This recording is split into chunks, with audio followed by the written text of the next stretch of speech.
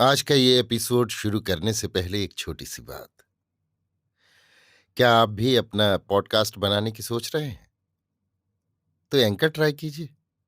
ये पॉडकास्ट बनाने का सबसे आसान तरीका है। नंबर 1, ये फ्री है।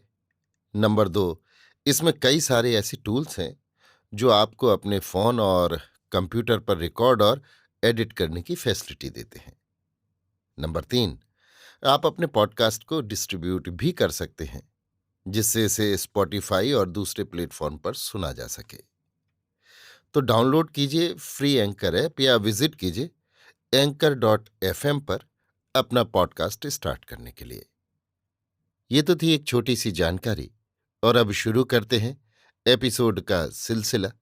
तो आज के एपिसोड में लीजिए सुनिए फणीश्वरनाथ रेणु के लिखे उपन्यास मैला आंचल का भाग 31, मेरी यानी समीर गोस्वामी की आवाज में।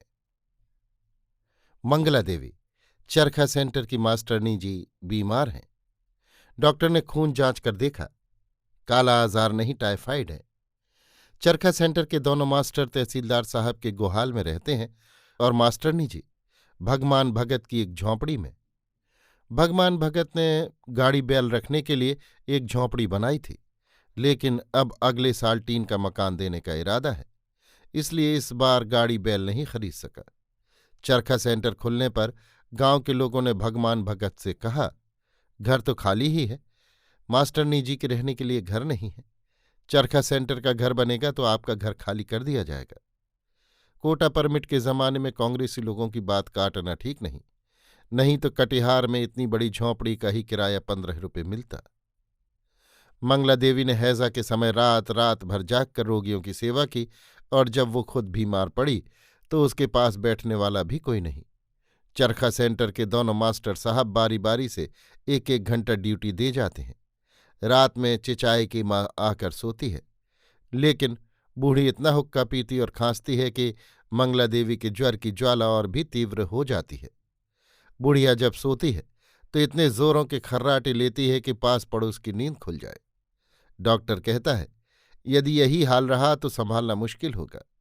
घर खत लिखकर किसी को बुला लेना ठीक होगा। घर, यदि घर से कोई आने वाला होता अथवा खबर लेने वाला होता तो मंगला देवी चरखा सेंटर में क्यों भर्ती होती। उसे घर छोड़े हुए 5 साल हो रहे हैं। मंगला देवी ने दुनिया को अच्छी तरह पहचाना है।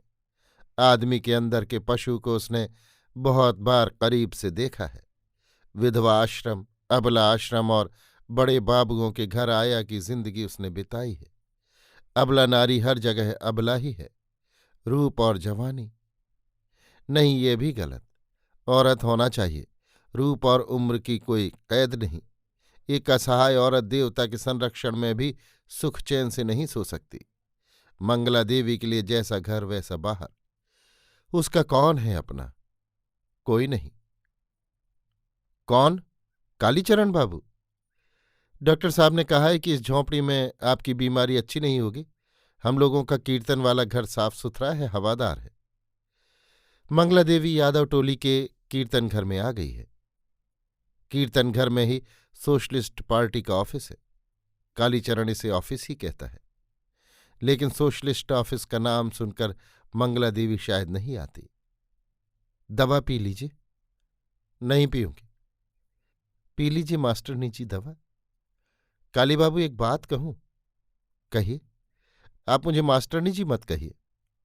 तब क्या कहूं? क्यों, मेरा नाम नहीं है? मंगला देवी? नहीं तो? सिर्फ मंगला। दवा पी लीजिए। मंगला कहिए। मंगला। 15 दिनों से कालीचरण मंगला देवी की सेवा कर रहा है। दिन में तो और लोग भी रहते हैं, लेकिन रात में कालीचरण की ड्यूटी रहती है। डॉक्टर कहते हैं अब कोई खतरा नहीं, कमजोरी है, कुछ दिनों में ठीक हो जाएगी। मंगला देवी के शरीर में सिर्फ हड्डियां बच रही हैं, बाल झड़ रहे हैं। वो खाने के लिए बच्चों की तरह रूठती है, रोती है और बर्तन फेंकती है। बार्ली नहीं पीऊंगी। छेना का पानी भी कोई भला आदमी पीता है? कालीचरण हाथ में पत्थर का कटोरा लेकर घंटों खुशामदें करता। लीजिए, इसमें नींबू डाल दिया है, अब खा लीजिए। कल नहीं परसों भात मिलेगा। कालीचरण का व्रत टूट गया। उसके पहलवान गुरु ने कहा था, पट्टे, जब तक अखाड़े की मिट्टी देह में पूरी तरह रचे नहीं, औरतों से 5 हाथ दूर रहना। कालीचरण का व्रत टूट गया। 5 हाथ दूर रहने से मंगला देवी की सेवा नहीं की जा सकती थी। बिछावन और कपड़े बदलते समय, देह पोंछ देने के समय कालीचरण को गुरुजी की बात याद आती थी। लेकिन क्या किया जाए? काली कहाँ गया? काली क्या है? कहाँ की चिट्ठी है? सेक्रेटरी साहब ने लिखा है, सोमवार को जिला पार्टी की रैली है। लेकिन मैं कैसे जाऊंगा? क्यों, तुम जाओ, मैं तो अब अच्छी हो गई। रैली के बाद सेक्रेटरी साहब ने कालीचरण को रोक लिया। कामरेड, आप 2 दिन और रह जाइए। सैनिक जी की स्त्री अस्पताल में भर्ती है। सैनिक जी पटना गए हैं, परसों आ जाएंगे। अस्पताल में दोनों बेला खाना पहुंचाना है, कोई है नहीं। सेक्रेटरी साहब की बात को टालना बड़ा कठिन है। कामरेड की स्त्री कालीचरण को रह रहकर मंगला की याद आती है। वो राह देख रही होगी। वासुदेव जाकर कहेगा कि 2 दिन बाद आएंगे। सुनते ही उसका मुंह सूख जाएगा, चेहरा फक हो जाएगा। एकदम बच्ची की तरह है मंगला का मुंह। कालीचरण ने बेहदाना और संतोला भेज दिया है, वो छुएगी भी नहीं। वासुदेव क्या समझाएगा? हद तेरे की, ये शहर के लौंडे बड़े बदमाश होते हैं। ठीक पीठ के पास जाकर साइकिल की घंटी बजाएगा।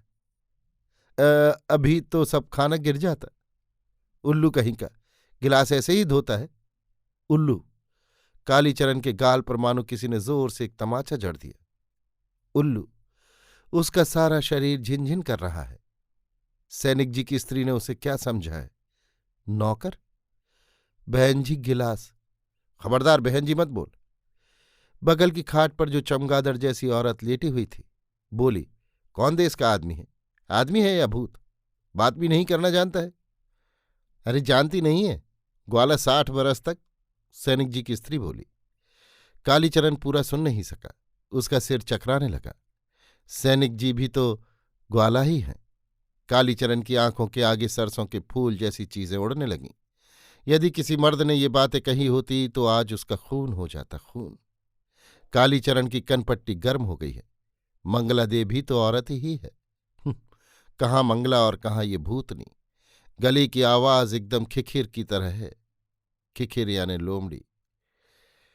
खेंक खेंक बातें करती है तो लगता है मानो दांत काटने के लिए दौड़ रही है। शायद ये भी कोई रोग ही है। रौतहट स्टेशन पर गाड़ी से उतरकर कालीचरण जल्दी जल्दी घर लौट रहा है। उसे देखते ही मंगला खुशी से खिल जाएगी। संतोला सूख गया होगा, बेहदाना पड़ा होगा। दोनों ओर का रेल भाड़ा बचाकर कालीचरण ने 1 पैकेट बिस्कुट खरीद लिया है। डॉक्टर साहब ने मंगला को बिस्कुट खाने के लिए कहा है। कालीचरण ने कभी बिस्कुट नहीं खाया है। शायद इसमें मुर्गी का अंडा रहता है। वो रह रहकर बिस्कुट के डिब्बे को छूकर देखता है, इसके अंदर कुड़कुड़ क्या बोलता है। कहीं अंडा फूटकर सीताराम सीताराम, जय हिंद काली जी। ओ बावनदास जी, हम तो चमक गए, यहां क्यों पड़े हैं? आप तो इस तरह आंख मूंद कर सरेसा घोड़े की तरह चल रहे हैं कि सरेसा एक दौड़ने वाले घोड़े की जाति। जंगली जामुन के पेड़ की छाया में बावनदास लेटा हुआ था। छाया में जाने पर कालीचरण को मालूम हुआ कि धूप कितनी तेज है। हम तो रात की गाड़ी से ही उतरे, कल दफा 40 का फैसला हो गया। हो गया? क्या हुआ? अरे होगा क्या, सबों की दरखास्त खारिज हो गई। हम पहले ही जानते थे। कल गांव के सभी रैयत आए थे। फैसला सुनकर सभी रोने लगे। अब जमींदार जमीन भी छुड़ा लेगा। जमीन छुड़ा लेगा? नहीं, उस दिन हम लोगों की रैली में प्रस्ताव हो गया, जमींदार लोग रैयतों को जमीन से बेदखल नहीं कर सकते। इसके लिए पार्टी संघर्ष करेगी। काली बाबू, प्रस्ताव और अस्ताव से कुछ नहीं होता। भावनदास के होंठों पर भेद भरी मुस्कान दौड़ जाती है। आप बैठिए दास जी, हमको जरा जल्दी है। हाँ, आप जाइए, हम आपके डेक पर जा भी नहीं सकेंगे। कालीचरण चलते चलते सोच रहा है, अब ठीक हुआ। यदि रैयत की दरखास्त मंजूर हो जाती तो सभी लोग कांग्रेस में चले जाते। अब संघर्ष में सभी सोशलिस्ट पार्टी में ही रहेंगे। क्या है, बिस्कुट? मंगला देवी प्यार भरी झिड़की देती है। किसने कहा फिजूल पैसा खर्च करने को? वो देखो तुम्हारा संतरा और बेदाना पड़ा हुआ है, मैं नहीं खाती। डॉक्टर साहब ने कहा था।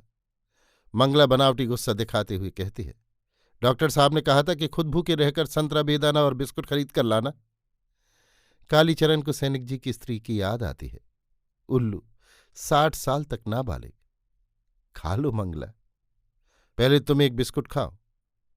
बिस्कुट मीठा, कुरकुरा और इतना स्वाद वाला होता है। इसमें दूध, चीनी और माखन रहता है, अंडा नहीं। अभी आप सुन रहे थे फणीश्वर नाथ रेणु के लिखे उपन्यास मैला आंचल का भाग 31, मेरी यानी समीर गोस्वामी की आवाज में।